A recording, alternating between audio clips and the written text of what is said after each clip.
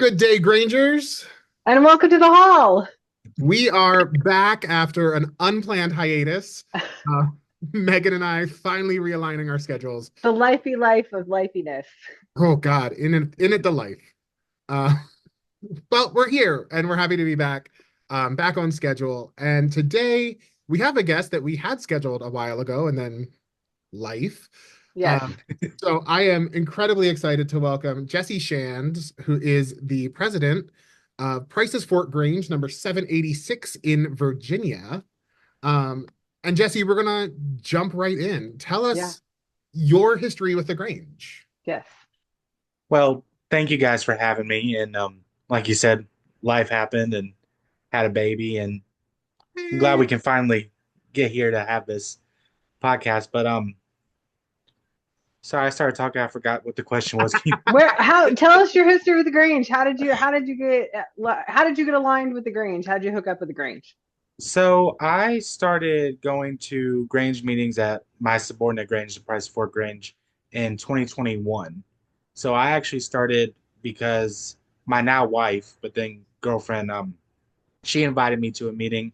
It was something her and her grandma always did, and she decided to invite me. And I've always loved doing volunteer work and community service, so I kind of instantly fell in love and started going. And we were just coming off the pandemic, and we were trying to rebuild, and membership was really low at the point.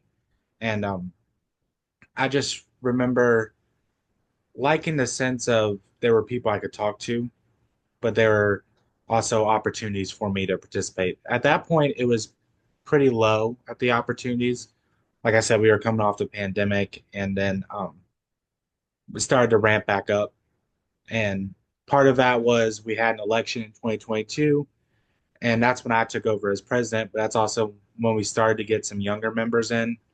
Still primarily older members, which nothing wrong with that. We love our members, but trying to get that new blood in, and that's helped us to really expand.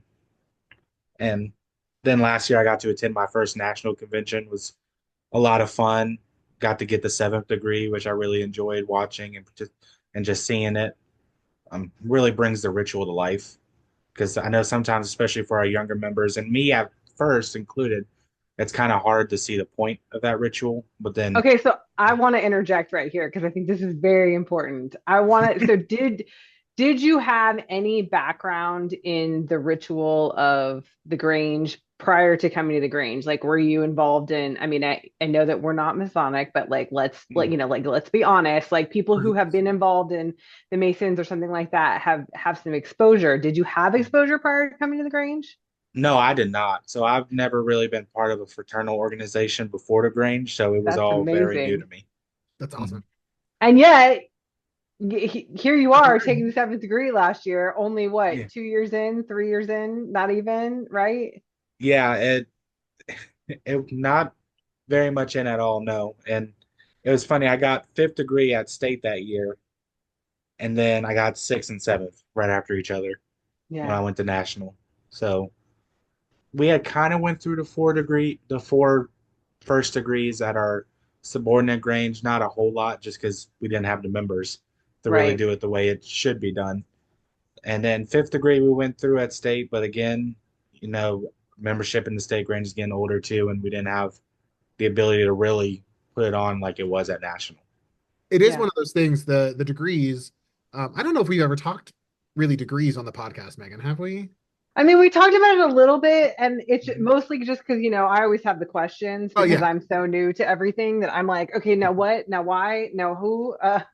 So, but the thing about the degrees is that like it's all well and good to read them, and they are available online. Go ahead and read them. At least the Mm, first four are available online. yeah, Um, but until you actually hear somebody else teaching you the stories and understanding that the degrees are there kind of as an allegory and a history of who we are as an agricultural organization, and especially, yeah, 1800s, it's a very different experience to see them and see them performed and see them done well.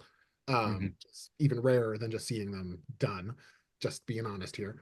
um but it is super cool that you were able to get that experience and get that immersion Mhm. and understanding the background of our organization so soon. So that's really cool. Yeah.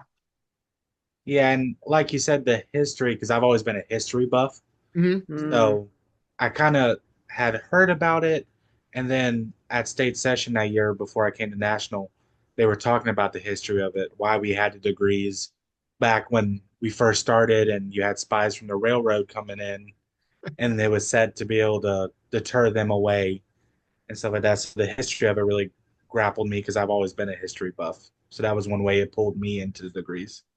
Right. And that's, I mean, honestly, let's talk about it. I mean, that's why we had to be a secret, quote unquote, secret society. It wasn't because there was anything secretive going on within the Grange. It was Yeah. because they were trying to protect themselves from the infiltration of the railroad people that were trying to buy up the farmland. I mean, and that's, I Yeah. mean, it seems so ridiculous now, but it's like saying, why do I have to log into a VPN, a virtual private network for my work? Like it's the Yeah. exact same thing, isn't Somebody's it? trying to get in Because and get the information and to be that group.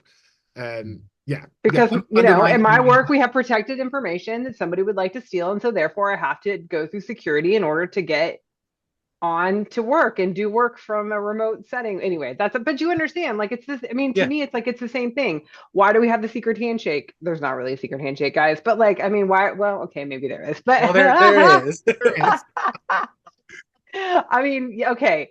Yes, there's secret. Anyway, it's not a secret anymore. Let's be honest, guys. Like, Right. it's Yeah. not a secret. There are passwords, but it's not a secret. But it's all the history, and Yeah. like you were saying, Jesse, it's about remembering the historical foundation of where the Grange come from. So I just, as a younger person, as you being a younger person in the Yeah. Grange, it's really cool to hear you talk about how you valued that process to go through and get the degrees. So I think that's really cool. Worth Yeah. talking about, worth, Yeah, and people investigating. get different things from the degrees every time they see them. You Yeah. know, I part of my job is traveling around to these state sessions, and so I've seen the fifth and sixth degree 10 A times hundred in the times. last 2 years, probably. Like but it's really cool because every time I hear it, I hear something different, or I hear somebody else's speech and it means something different to me. And as I've grown older in the Grange, I went through my first 6 degrees when I was 14. So that was 20 years ago. And 22 years ago. But like I Yes, still like it meant something totally different to me at 14 than it does now at 36. Like of course. understanding who we are and the background. Well, that's enough about the degrees. Moving on.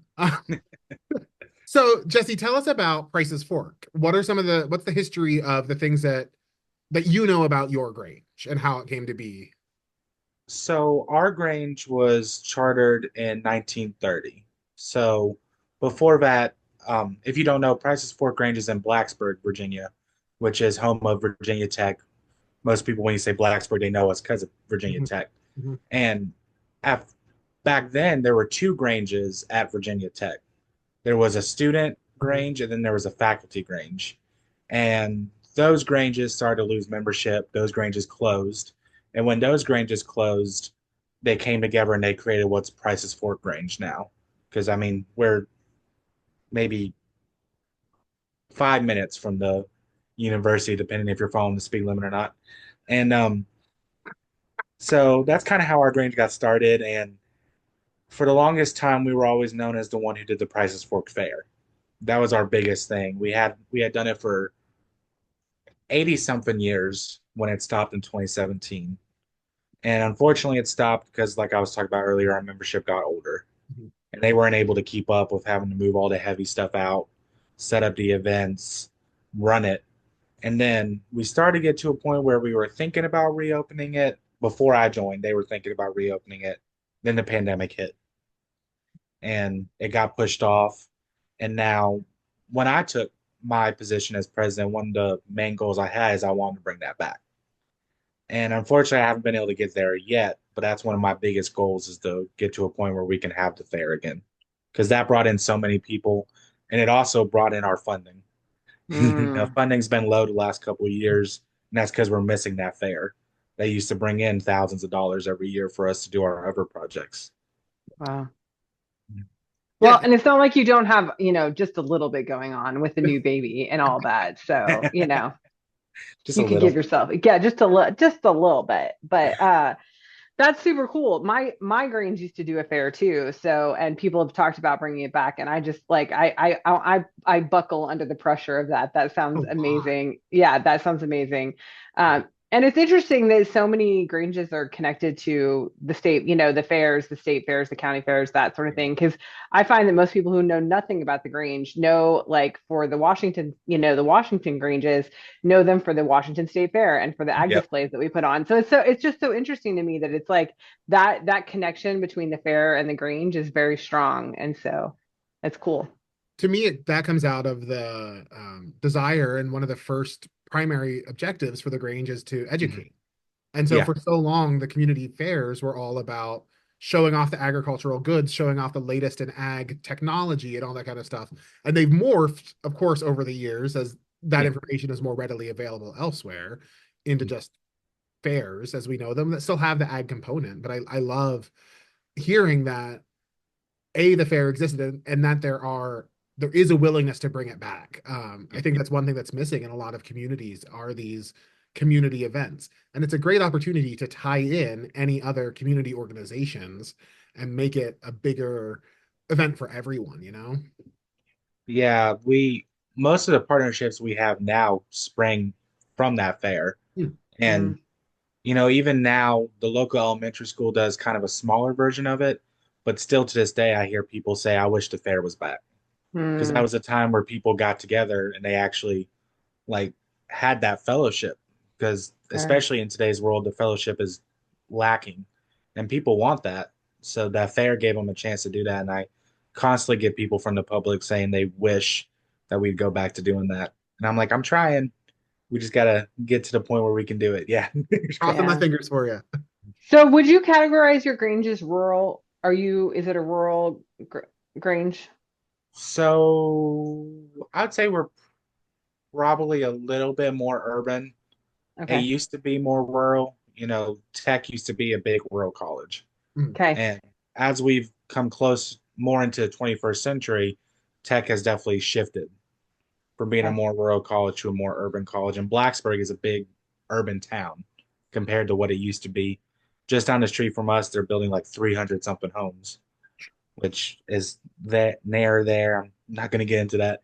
Um, but it's definitely changed a lot, but we still have the Prices Fork aspect of it, and Prices Fork is still more rural. Like Tech has a lot of our agricultural fields there, and going into McCoy, which is a very rural part of Blacksburg that we also serve. So we definitely still have a heavy rural component, but I would say we're definitely where we're so where we're farther into Blacksburg than McCoy. Um, we're definitely getting a lot more urban as well. Mm, Interesting. Hmm. yeah. Yeah. I think of Virginia Tech as as a rural college still. So I hadn't thought about that, but it's growing up. I don't, you know? And I would You're talking still to somebody that knows very little about the eastern half You of were the like, United where is States. Virginia? No, stop. I know where Virginia is. I don't know where Tech is, but I know where Virginia is. So, Well, I want to think I think it's interesting that, we've lost, going back to history for a second here, and that, post Civil War, we had state granges up and down all through the South. And so I think it's yeah, really interesting that Virginia still has one where pretty much all the states south of you, except for North Carolina, have lost theirs recently. mm. Not yeah. even recently, well back into the early 1900s. So what do you think it is about the Granges in Virginia that are keeping you guys, thriving in your areas where you're working? I think part of it's we're um we're in that middle ground. It's not technically, I don't think we're technically considered a boundary state, but I mean we basically are because we're right below the Mason-Dixon line. I mean, we're right there. So we I don't know. basically I are. think Virginia's south, isn't it? Like, am I wrong? Not necessarily. It's probably the most northern of the southern states.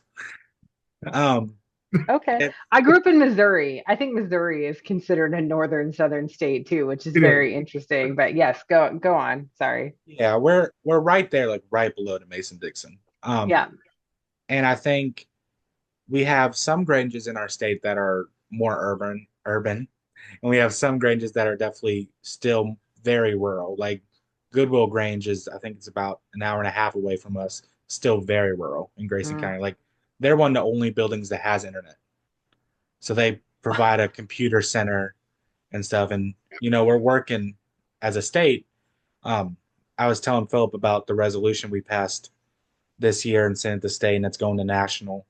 That's for the to bring back the affordable connectivity program and to get more funding for that because that's one thing that helps the rural community get internet access, which we're still struggling with here in Right. certain parts of Virginia. And that was a federal program Yep. Yeah. that was launched by the National Grange. So, or in conjunction with the National We were Grange. partnered with the ACP. Yeah. Yeah. Mhm. Yeah. Yeah. And we actually have a speaker coming to National Convention this year from the NTIA, and he works on Internet for All and rural broadband connectivity. So if you're Mhm. going to be there, I will hook you and Lucas up. And Unfortunately, this year maybe I you're can't right. make it. But I know those kids, they just keep us from coming to convention left, right, and yeah. center. I hear you too. Well, I want to hear about what's going on. So we've heard that you were doing the fair and that's not a thing right now. And that so what is going on? What kind of events and stuff is going on in the Grange, in your Grange currently? Well, our we just hosted state session. I was talking about earlier with Philip. Starting this Saturday, we're actually doing a benefit yard sale for the Montgomery County Christmas store. So the Montgomery County Christmas store provides toys and different Christmas things for low income families. They can go in, they get like points, and they can shop for different things and spend their points on that to help with their families. Obviously, the bigger the family, the more points they get. And they have like kids sections, adult sections, clothing, books, all sorts of different things to help families. And I would say pre-pandemic, we used to collect items because they would take used items. So we used to collect all the items and then give it to them. Obviously, the pandemic hit and they got more stricter. Now they really don't take used items. I think the only thing they take used is books, and even that is kind of shaky. Mhm. Um, so we still collected the items, but instead of giving it to them, we did a yard sale. The first year, I think we raised like 700, and then the last 2 years we've raised over $1,000 for them. So we That's sell all the amazing. stuff. Yeah, it's been a really great opportunity for us, and all the proceeds go to them. So this year we're hoping to raise $1,500. I've been making stuff on Canva we were talking about earlier, and it says like this is our goal, help us reach the goal, and then it has like a little almost thermometer thing to Oh help yeah, reach. absolutely. Oh yeah. I love a visual. I love a Yes. visual. Yeah, I printed one to go on the wall when we're actually doing the sale. We're doing it 3 weekends, 3 Saturdays in a row, and we're hoping to hit that goal and give that money to them. Um, like I said, we still have partnerships that spring from the fair. One of those is with Prices Fork Elementary just down the road. And so in November, we'll do Thanksgiving baskets for some of the lower income families there. And we'll also we usually do, I think it's in November, we usually do some goodie bags. It's going to be, at our November meeting, we're going to make goodie bags to go to the local VFW for veterans. And then in December, we'll do Christmas presents with Prices Fork Elementary. And we also have a partnership with Warm Heart Village in Blacksburg. And they do like residential facilities. And so we'll make some goodie baskets for some of their residents. Awesome. I do want to give a shout out here to Prices Fork. They are I know are the person behind it, but great on social media and have a great social media presence for themselves and their whole community. Yes. And recently, so at their state session, they showed off their community service book. And Mhm. so if you're looking for ideas, go visit the Prices Fork Facebook page where they've posted a link to their community service book and Yes. see all the things that they're working on and doing. It's Mhm. a great um way to steal an idea, you know? Yeah. Well, We but do that's it. the cool thing about the Granges is it's like it's not stealing, right? Right. We're open, like I'm open to share anything with any None of Grange us because it's steal. like Well, we're not in competition with each other No, because we exactly. serve our community. Like that's, I mean, that's what I think. I mean, and so, I don't know how much you know about where I sit in the world, but there are a number of Granges that are pretty close to us, but we're not close enough that I feel like we're in direct competition with one another. Like they do their things, we do our things. We have different communities that we serve. So I also yeah. Yes. one of the coolest things is seeing Prices Fort Grange itself. It is a shocking green color, and I love it. You cannot Yes. miss that building, can you? No, no. We repainted a couple years ago because it was starting to fade, and we hadn't gotten the sign back up. So for a couple years, we would tell them where we were, and they'd be like, "That abandoned green building."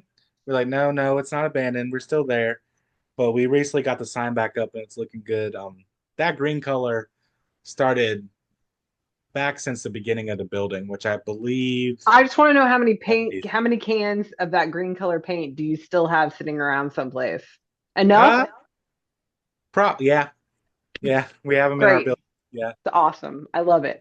As If long you as you see, can keep it that color because it makes Phil happy. So No, I'm just saying it is like Jesse was saying, it's a great way to say, we're the green building. You can't miss it, yeah. it's a well, brand. we were on with somebody not very long ago that they have like a sunburst or something on their Grange. Do you remember that, Phil? You're Well, I so know much that better. the sunburst. Remember. I don't remember the I, sunburst. I know that Chris Hamp's Grange is that mellow yellow kind of color. no, no, no, no. Yeah, It was something very specific. It was like something on their sign, and they were like, "That's the way that people know where I'll they have to go back and listen are." to the podcast again. Yeah, I know. Gotta listen to our own podcast. Who wants to hear themselves speak? Never. Yeah. No. Um, yeah, if you ever, I don't think there's many wide angle photos, but if you see one, we have two buildings beside the Grange, and Okay. that's the color that it had been a couple years ago before we repainted because it just wore out over time. So, yeah, we So you have it. repainted it. This is something we haven't talked about, but we normally ask people. You have an actual building. You have a Grange Hall. Yes, we are Okay. fortunate to still have it. Yeah. Okay. That's awesome. And then is your Grange Hall like a rental facility? Because my Grange Hall is a rental facility. We rent it Yes. out to, okay. So you guys do that too. Very cool. Okay. Yeah, we rent it out at a pretty reduced rate because obviously we're here to help the community. And Blacksburg, it's not really easy to find cheap places to rent anywhere in the town because it has enhanced so much. It's driven up the prices of everything, just naturally across the country, but also where we're constantly expanding in our little town. So we try to keep it cheaper to help the community, and then it still brings in some revenue to keep us afloat. Absolutely. Great. So let's pivot. You guys are doing some awesome stuff now, but where do you almost knocked over my drink here. Where do you see the Grange going in the future? What are your hopes and dreams for the Grange? And not just your local Grange. Right. Talk about that, yes, please. But Both. also because I know that you've been to National Convention, you've seen it on a larger scale. How do you see the Grange surviving, 10 years, 15 years, 100 years, and keeping relevant to what's going on today? Right. Um, I know, I guess I'll talk about our Grange a little bit. Like I said, I want the fair back, but the biggest thing for us to keep us thriving is getting younger people involved. Um, and I think that goes for national too. We have to get more young blood in there, get them trained, and that way they can help grow and expand the Grange in the coming years. Um, but also, especially our Grange, like I said, a lot of our membership is getting older, and I think trying to come up with new fun ways to get younger people involved because there's 60 different organizations in Blacksburg that you can do community service for. And while we try to show community service and fellowship, because a lot of those they're community service, but they're not as much fellowship. And that's kind of like I started last year and we're doing it again this year. We do a membership banquet in December. So our big December meeting is a banquet where our membership votes on different awards, like Always Smiling or Grange Cultivator is one of them. Different, I love this idea. I great. love Yeah. this idea. Oh my I, goodness. I think, and part of it came up from something I learned at National Grange when I did one of the membership workshops last year. was talking about making sure that your members feel appreciated. And that's how you keep them going. So And that's why that's, everybody wants an award. That's great. yeah. I think almost everybody won at least one of them. Some people won two, but I think everybody at least won one. And it went really well. We had a potluck afterwards because Grange and potluck go together. Um, but I think that went great. I think that's helping to keep our members vitalized, um, wanting to continue. And then my executive committee and me are actually meeting this month to talk about our SMART goals for next year, what we want to do going into 2025. And I hope that gets some more membership events. Hopefully, if we bring the fair back, because the fair also brought in a lot of members, and getting our name out into the public like we have through social media Hmm. and different things to get more people coming in. And Sweet. then I think on the national side, I love the community service aspect of our organization and the advocacy, seeing that National Grange is fighting for rural communities, trying to get internet, trying to get healthcare. Our partnerships with people like Rural Minds has helped a lot at our Grange. We actually won the Golden Distinguished Grange again this year for our mental health stuff, which has been great for our community. We have a lot of access to mental health stuff here, but a lot of times people don't know about it, especially the people in our more rural areas of Blacksburg. So using our social media, using our website, using our events, like at the yard sale this Saturday, we'll have a booth set up for Rural Mind stuff to help people get access to that mental health resources in our community. That's great. I feel like this is the exemplary Grange right here. Like this is Prices what I Fork is mean. awesome. Yeah, and I love it. And like I said, I mean the idea of a membership banquet and like people getting awards for whatever. I mean, yes, I mean that this is one of the biggest things about Grange is like we have to appreciate our members. We Yes. have to, we have to tell them thank you. We have to say good job, like all those things. But what a better way than just to do a celebratory meeting at the end of the year. Like what a great idea. I'm writing it down, but it's going to be here and yeah, Phil wrote it I have down. my I saw notes. I have, that. I know I saw that. That was great. Um, so I applaud you. And just like I said, it's like, it's not like you don't have a lot going on right now. You just had a baby. And I know that that's a big effort, but I just applaud you for, getting in and getting your hands dirty and making it work. And I'm excited. I mean, I don't know if I'll ever get out there, but man, if you guys have the fair, I want to come. oh my God, a Grange Fair tour. That would be fun. I swear it would be worth buying an RV for. Get me a bus going around the country to everything labeled a Grange Fair. I I am would love it. That would be so much fun. Yes, absolutely. Let's do it, Phil. That's a great way to like reintroduce communities to the Grange is through the Yeah. fair. Yes. Again, like because our we have a booth at the ag in the ag display in at the Washington State Fair. And the Washington State Fair Yeah. is a huge fair. I mean, it's not a little fair. Like, but it's just, that people are like, I remember as a kid walking at, looking at the ag display. And it's just we have to use these opportunities to educate people. And I love that, yeah, yeah, it's great. I'm excited. I'm rooting for you to bring the fair back to your Grange. I think that'd be great.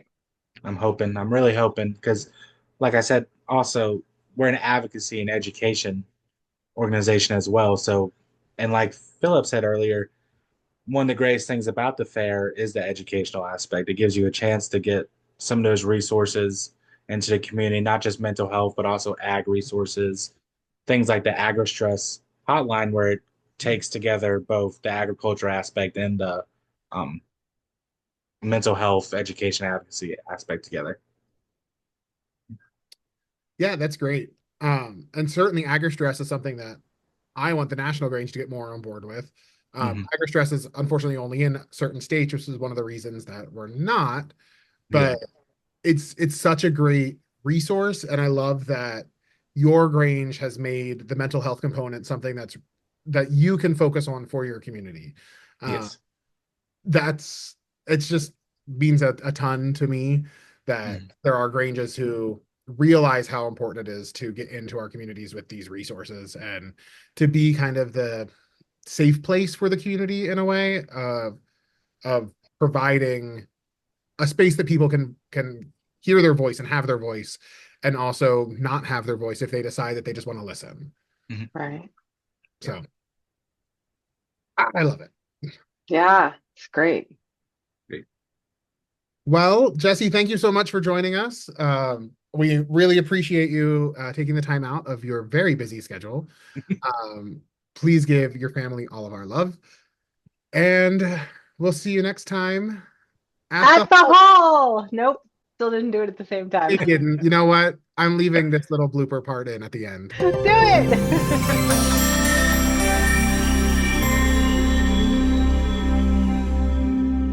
The Grange Hall Podcast is a production of the National Grange, all rights reserved. If you have comments or questions, or if you'd like to recommend a member of your Grange to be featured, you can contact us at grangehallpod@gmail.com.